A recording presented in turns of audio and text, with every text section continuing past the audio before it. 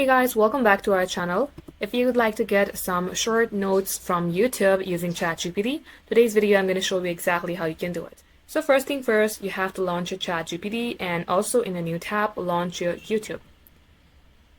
In my case, I already have this link which I would like to make a short note of.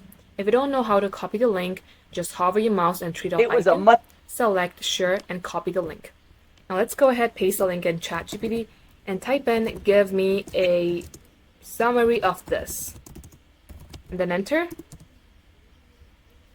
and then it will take a couple seconds to study this YouTube channel and the content here, and it'll give you the overall summary of what's happening right here.